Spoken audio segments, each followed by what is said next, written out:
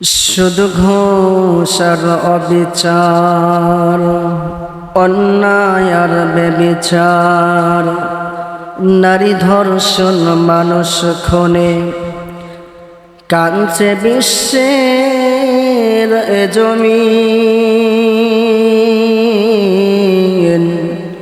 বিদায় নিতে চলেছে নবীজির দান ভাঙা দিন। শুধু ঘুষ আর অবিচার, অন্যায় আর বেবিচার, নারী ধর্ষণ, মানুষ খুনে, কাঁদছে বাংলার এ জমিন। বিদায় নিতে চলেছে নবীজির রক্তে মাখা দিন। বটবৃক্ষে কুসুম ফল, কে দিল রে লতার গাছে, বড় বড় কদু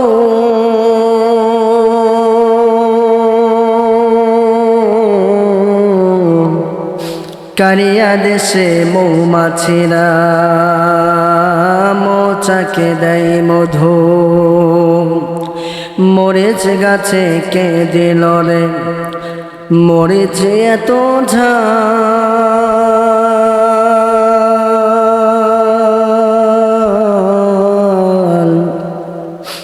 কারিয়া দেশে ভাদ্র মাসে গাছে পাখে তাল। শিমুল গাছে কে দিল রে নরম নরম তুলা।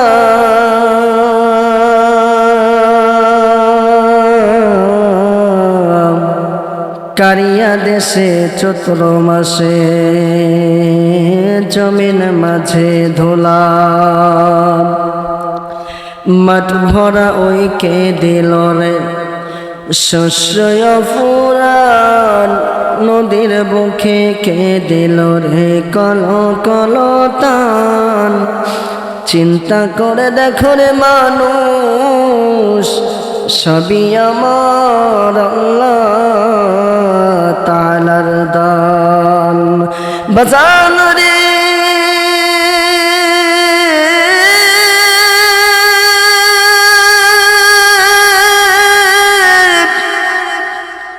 কে কোথায় আছো গো, এখনো বাড়ি ঘর ছাড়ো। আমার মাইর আমার বন্ধু রে, মাওলার কুদরতি কদম ধরো। আমার আল্লাহ পাক রব্বুল আলামিন পবিত্র কুরআনুল কারীমের মধ্যে কত সুন্দর করে বলেছেন, আলিফ লাম রা কিতাবুন আনসালনাহু ইলাইকা লিতুখরিজান নাসা মিনাজ যুলুমাতি ইলান নূর। আল্লাহু আকবার। আল্লাহ পাক রব্বুল আলামিন পবিত্র কুরআনুল কারীমের মধ্যে কত সুন্দর করিয়া বলেছেন রে মুসলমান। এই কুরআনুল কারীম নিয়ে আল্লাহ পাক রব্বুল আলামিন মানুষের হিদায়াতের জন্য আল্লাহ পাক রব্বুল আলামিন নাযিল করে পাঠিয়েছেন। আল্লাহ পাক রব্বুল আলামিন ডাক দিয়ে বলে, পৃথিবীর মানুষ।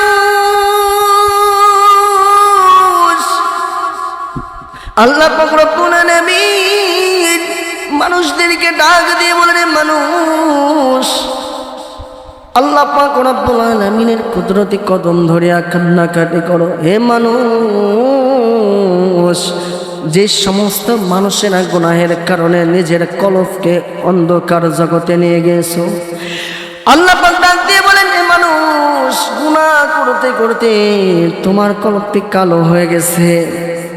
অন্ধকার থেকে আলোর দিকে আনে এই কুরআনুল কারীম। আল্লাহ পাক বলেন, আলিফ কিতাবুন আনসালনাহু ইলাইকা লিতুখরিজান নাসা মিনাজ যুলুমাতি ইলান নূর। এটা এমন একটি কিতাব যে যেই কিতাবের মাধ্যমে আল্লাহ পাক রব্বুল আলামিন বলে দিলেন, এই কিতাব এমন একটি কিতাব যেই কিতাবটি মানুষকে অন্ধকারের পথ থেকে আলোর দিকে আনে।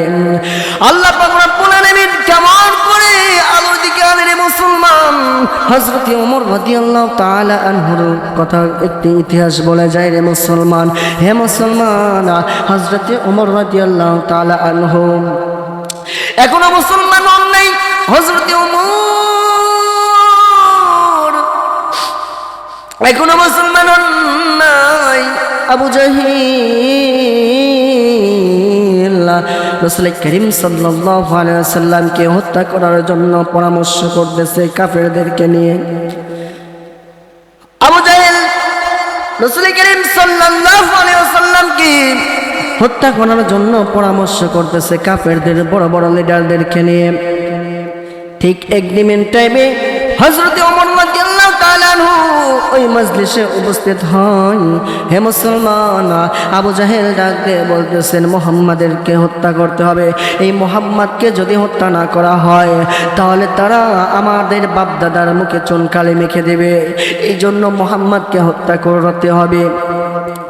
এই কথা বলার সঙ্গে সঙ্গে আবু জাহেল ডাক দিয়ে বলেন, কে আছো তোমরা মুহাম্মাদের কল্লা কেটে আনতে পারবা?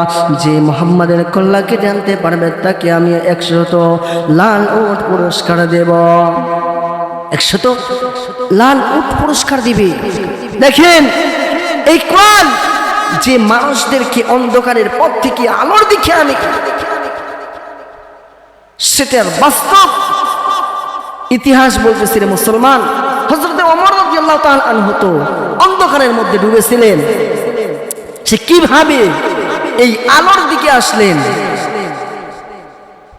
মুসলমান ভাইরা আমার গভীর মনোযোগ দিয়ে শুনিয়া নাও।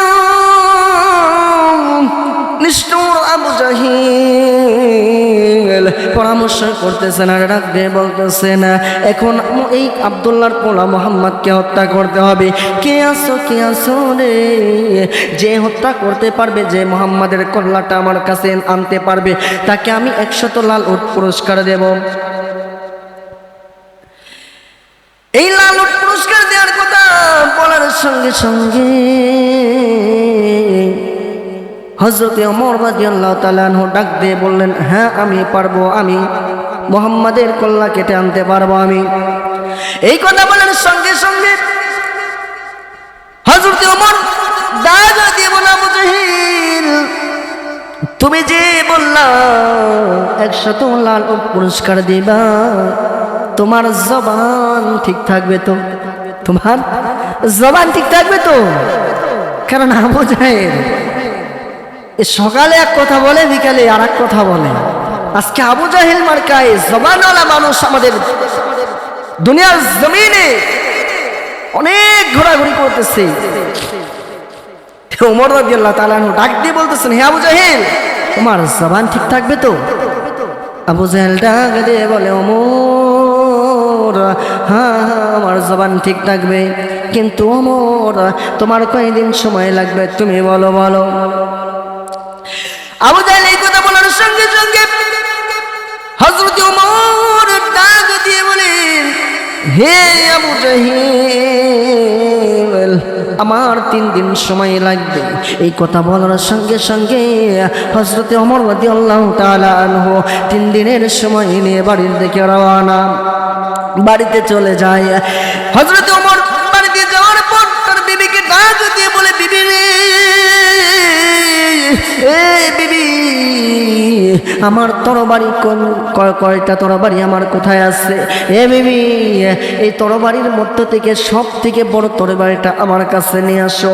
ওই যে তাকের পরে একটি কোটা রাখা আছে, ওই কোটার মধ্যে বিষাক্ত সাপের বিষ রাখা আছে, ওই বিষের কোটিটা আমার কাছে নিয়ে আসো। এই কথা বলার সঙ্গে সঙ্গে হযরত ওমরের বিবি ডাক দিয়ে বলে, স্বামী গো, আপনি এই বিষের কোটি আর এই তরবারি নিয়ে তুমি কি করবা? হযরত ওমরের বিবি ডাক দিয়ে বলে, স্বামী গো, এই তরবারি আর বিষের কোটি নিয়ে কি করবেন?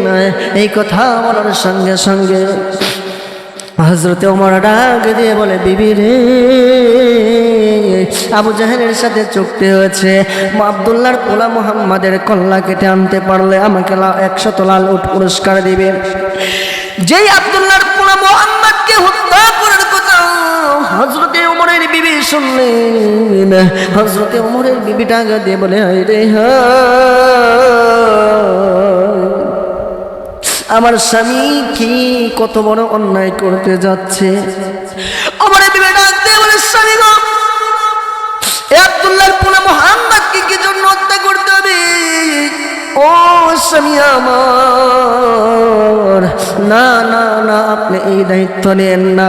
হযরত ওমর রাদিয়াল্লাহু তাআলা আনহু ডাক দিয়ে বলে, বিবি রে, না না না না, আমি আবু জাহেলের কাছ থেকে 3 দিনের সময় নিয়ে আসছি, দে দে আমাকে বিষের কোটিটা দে, আমি তরবারিতে বিষ মাখবো। হযরত ওমর রাদিয়াল্লাহু তাআলা আনহু সারা রাত ধরে বিষ মাখলেন। হযরত ওমরের বিবি এবং হযরত ওমর রাদিয়াল্লাহু তাআলা আনহু ঘুমের মধ্যে আছে। ওই দেখে আমার নবী ইসলামের জন্য 2টা মানুষের জন্য আল্লাহ পাক রব্বুল আলামিনের কাছে দোয়া করতেছেন।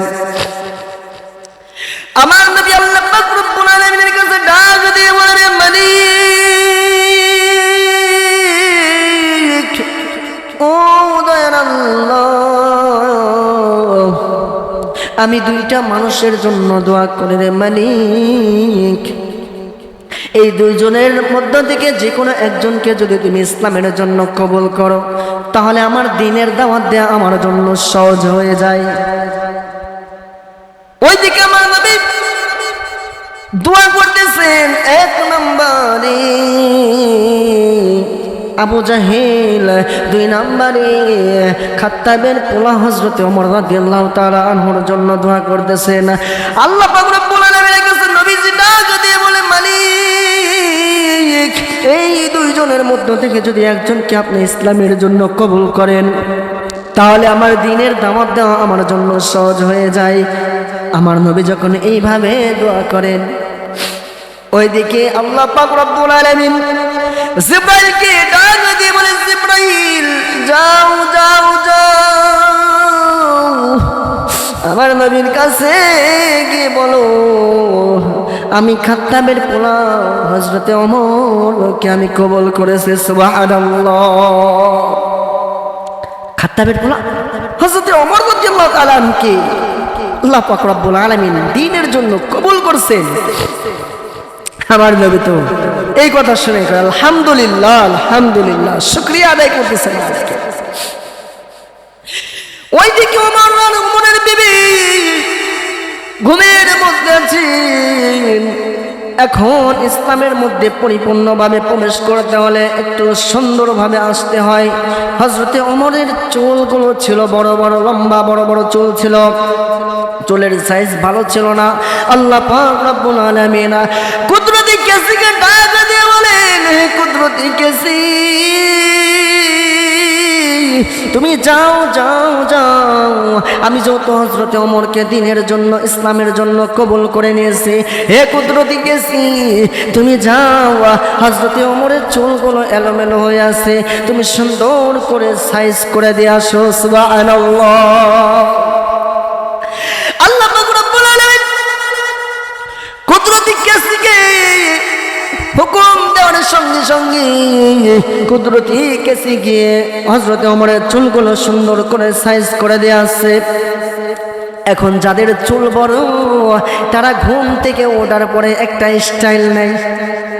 যাদের চুল বড়, তারা ঘুম থেকে উঠে দেখবেন যে মাথাটা এরকম করে নাড়া দেয়, হাত দিয়ে চুলগুলো সুন্দর করে করতে চায়। এখন হযরতে ওমর রাদিয়াল্লাহু তাআলা আনহুর চুল তো বড় বড় ছিল। হযরতে ওমর রাদিয়াল্লাহু তাআলা আনহু ঘুম থেকে উঠে মাথাটা যেই এইভাবে নাড়া দিছে, আর চুলগুলো ঝপঝপ করে তার কাঁধে পড়ে গেছে। ওমর আশ্চর্য হয়ে গেছে। হযরতে ওমর ডাক দিয়ে বলে, বিবি রে, এ বিবি, আমার চুল কারা কি কাটলো? এ বিবি, আমার চুল কে কাটলো রে বিবি? আমার চুল তো আমি কাটি নাই, এই দেখ দেখ আমার চুলকে যেন কেটে দিয়েছে। এই কথা বলার সঙ্গে সঙ্গে হযরতে ওমরের বিবি ডাক দিয়ে বলে, স্বামী গো, আমার বোন বলে, আপনি যেই মুহাম্মদকে হত্যা করার জন্য আপনি 3 দিনের সময় নিছেন, ওই মুহাম্মাদের আল্লাহ আপনার চুল কেটে নিছে। সুবহানাল্লাহ। হযরত ওমর ডাক দিয়ে বলে, বিবি রে, আজ আমার মন ভালো না, আমি আজকে মুহাম্মদকে হত্যা করতে যাব না, আমি আজকেও যাব না, আমি যাব না রে বিবি। এই কথা বলে হযরত ওমর রাদিয়াল্লাহু তাআলা আনহু একদিন 3 দিনের মধ্যে একদিন চলে গেল। পরের দিন হযরত ওমর আর ওমরের বিবি যখন বিছনায় একই সাথে শোয়ার জন্য যখন বিছনায় যাবে, এখন হযরত ওমরের বিবি ওমর রাদিয়াল্লাহু তাআলা আনহুর সঙ্গে আর বিছনায় শোয়ার জন্য যায় না। ওমরের বিবি একটা বালিশ নিয়ে মাটিতে শোয়ার জন্য যখন তার বিছনা পারতেছে, হযরত ওমর ডাক দিয়ে বলে, বিবি রে, তুই আমার সঙ্গে শুবি না কি জন্য? ডাক দিয়ে বলতেছেন, হে বিবি, তুমি ওখানে বিছনা কি জন্য পারো? হযরত ওমরের বিবি ডাক দিয়ে বলতেছেন, স্বামী গো, না জানি আপনার এই রাত্রিবেলা আপনার চুল কে যেন কেটে দিয়ে গেছে। আজকে যদি আমি আপনার সঙ্গে শুয়ে থাকি, আজকে তো আপনার চুল ছোট, এখন ওই জম যদি আজকে যদি এসে দেখে যে আপনার চুল ছোট, আমার চুল বড়, এখন আমার চুল বড় দেখে সে যদি আমার চুলগুলো কেটে দিয়ে যায়, তাহলে আমি মানুষের কাছে, মানুষ সমাজে আমি কিভাবে মুখ দেখাইব? স্বামী, আমি আপনার সঙ্গে শুইতে পারবো না। এইবার হযরত ওমরের বিবি ঘুমের মধ্যে চলে গেল রে মুসলমান। হঠাৎ করে হযরত ওমরের বিবি উঠে কান্নাকাটি শুরু করে দিয়েছে। হযরত ওমরের বিবি টুকরে টুকরে কান্দেন। ওমরের ঘুম ভেঙে গেছে। ওমর ডাক দিয়ে বলে, বিবি রে, কি হইল আজকে? আবার কি হইল? তুমি কান্নাকাটি কি জন্য করো? তুমি কি জন্য কান্নাকাটি করো রে বিবি? এই কথা বলার সঙ্গে সঙ্গে হযরত ওমরের বিবি ডাক দিয়ে বলে, স্বামী গো, আমার কান্নাকাটির কারণ হইল আপনি যে মুহাম্মদকে হত্যা করার জন্য ওমরের আবু জাহেলের কাছ থেকে 3 দিনের সময় নিয়েছেন। ও স্বামী গো, আমি স্বপ্নে দেখলাম ওই মুহাম্মাদের দরবারে আপনি বসিয়া হেলিয়া দুনিয়া কোরআনুল কারীম তেলাওয়াত করতেছেন। সুবহানাল্লাহ। হযরত ওমর ডাক দিয়ে বলে, বিবি রে, কি হইল রে বিবি? আমি 3 দিন সময় নিয়েছি, আজকে 2য় দিন এই মুহাম্মদকে হত্যা করার জন্য আমি সময় নিয়েছি। তাকে হত্যা করার সময় নেওয়ার পর থেকে আমার সঙ্গে এগুলো কি হচ্ছে? এ বিবি, আজকেও আমার মনটা খারাপ হয়ে গেল। আমি আজকে যাব না, আমি যাব না, আজকেও যাব না। তাই বলিয়া হযরত ওমর আর ওমরের বিবি 3 দিনের 2 দিন চলে গেছে। 3য় দিন হযরত ওমর রাদিয়াল্লাহু তাআলা ঘুমের মধ্যে আছেন। সকালবেলায় হযরত ওমরের বিবি কান্নাকাটি করে ডাক দিয়ে বলে, স্বামী গো, আপনি মুহাম্মদকে হত্যা করার জন্য যাবেন স্বামী গো। ও স্বামী, আপনি যে মুহাম্মদকে হত্যা করতে যাবেন, আমি বাধা দেব না। ও স্বামী আমার, আপনি মুহাম্মদকে হত্যা করতে যাওয়ার আগে আপনি আমাদের দুম্বার রাখালের সঙ্গে একটু দেখা করে যান। হযরত ওমর রাদিয়াল্লাহু তাআলা আনহু ডাক দিয়ে বলে, বিবি রে, আমি রাখালের সঙ্গে কি জন্য দেখা করতে যাব? এ বিবি, রাখালের সঙ্গে কি জন্য দেখা করতে যাব? হযরত ওমর রাদিয়াল্লাহু তাআলা আনহুকে ডাক দিয়ে বলে, স্বামী আমার, আমাদের রাখাল কি জন্য যেন কান্নাকাটি করেন। এই কথা বলার সঙ্গে সঙ্গে হযরত ওমর রাদিয়াল্লাহু তাআলা আনহু রাখালের কাছে গিয়ে ডাক দিয়ে বলে, রাখাল কি জন্য কান্নাকাটি করো? রাখাল ডাক দিয়ে বলতেছেন, ওমর রে, আজ 3 দিন যাবত আমাদের এই দুম্বাগুলো, আমাদের এই উটগুলো খাবার পানি পর্যন্ত মুখে দেয় না।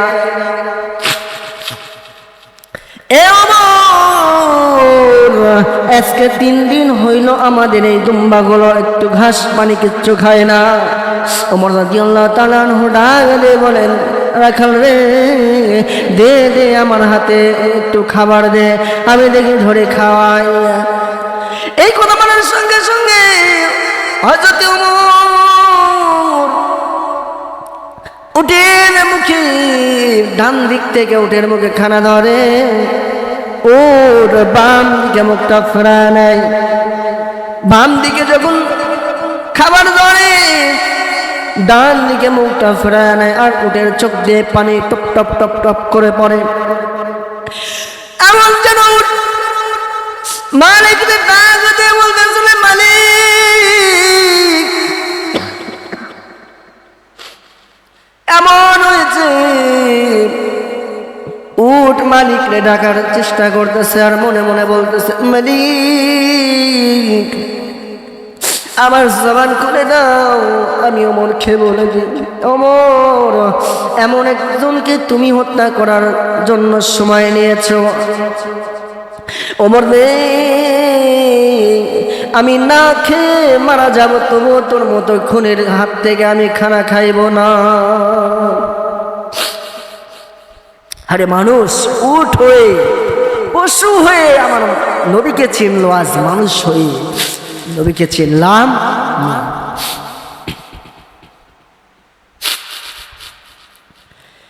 এইবার হযরত ওমর মন খারাপ করিয়া আমার নবীকে হত্যা করার জন্য চলে যায়।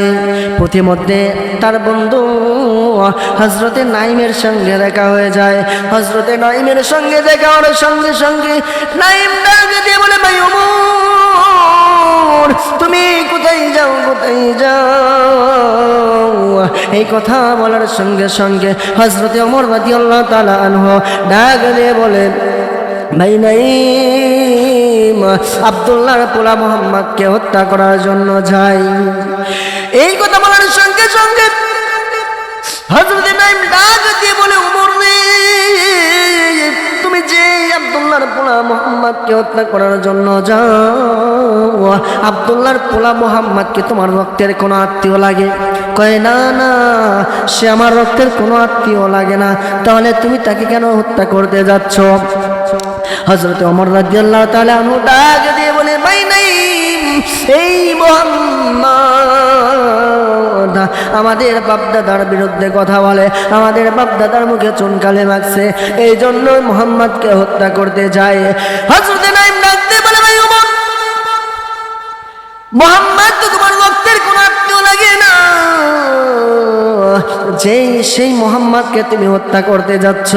কিন্তু রে ভাই ওমর, যে মুহাম্মদকে হত্যা করতে যাচ্ছ, সেই মুহাম্মাদের কাছে তোমার বোন ফাতেমা গিয়ে কালেমা পড়ে মুসলমান হয়ে আসছে। সুবহানাল্লাহ। ভাই ওমর, মুহাম্মদ তো তোমার রক্তের কোনো আত্মীয় লাগে না, তুমি সেই মুহাম্মদকে হত্যা করতে যাচ্ছ, অথচ তুমি কি খোঁজ নিয়ে দেখছো যে তোমার রক্তের বোন সেই মুহাম্মাদের আশিক, মুহাম্মাদের কাছ থেকে কালেমা পড়ে সে মুসলমান হয়ে আসছে। ওমর রাদিয়াল্লাহু তাআলা আনহুর মেজাজ আরো খারাপ হয়ে গেছে। হ্যাঁ, আমার বোন এত বড় সাহস! আগে নিজের ঘর ঠিক করে, আজকে বাংলার জমিনে, পৃথিবীর জমিনে এমন মানুষ আছে নিজের ঘরে ঠিক নাই, সে পরের ঘর নিয়ে মানুষের সামনে আলোচনা করে, মানুষের কাছে আলোচনা করে। ওমর রাদিয়াল্লাহু তাআলা আনহু ডাক দিয়ে বলতেছেন, তাহলে তো আমার ঘর আগে ঠিক করতে হবে। হযরত ওমর রাদিয়াল্লাহু তাআলা আনহু রাগান্বিত হয়ে তার বোনের দরজায় গিয়ে টকটক করে আওয়াজ দিয়ে বলতেছেন, টকটক করে আওয়াজ দিয়েছে। আওয়াজ পেয়ে তার বোন কোরআনুল কারীমে তেলাওয়াত করতেছিলেন।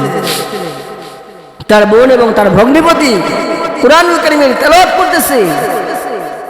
হঠাৎ করে হযরত ওমর রাদিয়াল্লাহু তাআলা আনহু ডাক দিয়ে বলতেছেন, হে বোন, তুমি দরজাটা খোলো। ভাইয়ের গলার আওয়াজ পেয়ে ওমরের বোন তো ভয় পাইছে। তো ওমর রাদিয়াল্লাহু তাআলা আনহুর বোন দরজাটি খুলে দিল। খোলার পর ওমর রাদিয়াল্লাহু তাআলা আনহু ভাবছেন যে আমি আগে কিছু বলবো না। ওমর রাদিয়াল্লাহু তাআলা আনহুর বোনও ভাবছে যে আমিও কিছু বলবো না। তো ওমর রাদিয়াল্লাহু তাআলা আনহুর বোনও চুপ করে আছে। হঠাৎ করে দুইজনে চুপ করে আছে। অনেকক্ষণ যাওয়ার পর ওমর রাদিয়াল্লাহু তাআলা আনহু ডাক দিয়ে বলতেছেন যে আমি শুনতে পেলাম শুনে নাকি আব্দুল্লাহর পোলা মুহাম্মাদের কাছে কালেমা পড়ে মুসলমান হয়ে গেছো।